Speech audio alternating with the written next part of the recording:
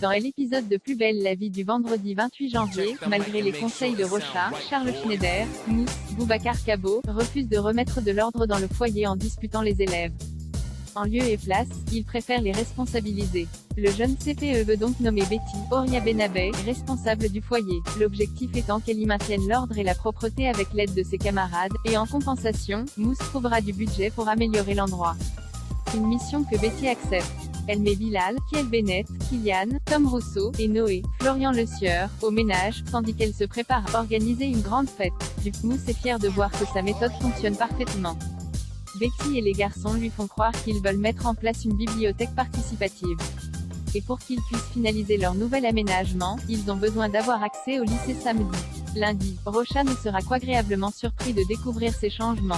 Un stratagème qui a totalement fonctionné sur Mousse, qui NY boit que du feu et se laisse volontiers embobiner. Le soir, alors qu'ils sont enfin seuls, les élèves se livrent à une soirée d'anthologie. C'est enfin le grand soir pour les Castel. La famille s'apprête à inaugurer leur hôtel, mais alors que les festivités débutent à peine, Bastien, Nicolas Berger-Vachon, et Luna, Anne Dessy, doivent partir, ne donnant pas vraiment d'explication aux trois adolescents, si ce n'est qu'ils ont désormais la charge de tout.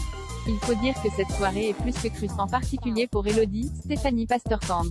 Elle ne souhaite qu'une chose que Carillo, Roman Suarez Passos, la libère, puisqu'ils sont désormais quittes. Mais Juan ne voit pas les choses de la même manière. Il se montre même plus violent que Jacques. Carillo gifle Elodie, avant de lui promettre que ce n'est que le début des réjouissances. Au même moment, la police est en train de quadriller la zone autour de chez lui. Bastien et Luna sont bien évidemment, ils jouent d'ailleurs les appâts. Leur mission n'est pas trop compliquée. Il s'agit de klaxonner devant le portail jusqu'à ce qu'une des gardes du corps de Carillo l'ouvre. Elodie retrouve enfin ses enfants et sait ce qu'il se passe très rapidement. Dès l'ouverture du portail, les forces de l'ordre arrêtent les hommes de main et se ruent dans le jardin. Alors que Juan force Elodie à se déshabiller, la police déboule dans la maison, arrêtant le malfrat. Mais l'histoire ne se termine pas tout à fait là pour Elodie, malgré le deal passé entre Bastien, Bauer, Stéphane Hénon, et Rebelle, Grégory Kestel. Tant que Carillo n'est pas derrière les barreaux, elle reste coupable de trafic de drogue et doit donc témoigner contre son ex-amant. La soirée se termine néanmoins bien.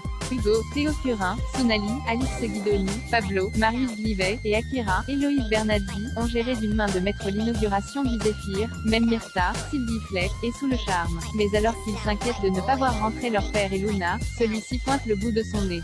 Très ému, Bastien a une excellente nouvelle à leur partager, il vient de rentrer non pas avec Luna, qui a préféré les laisser entre eux pour la soirée, mais avec Elodie. Affaire à suivre dans Plus belle la vie.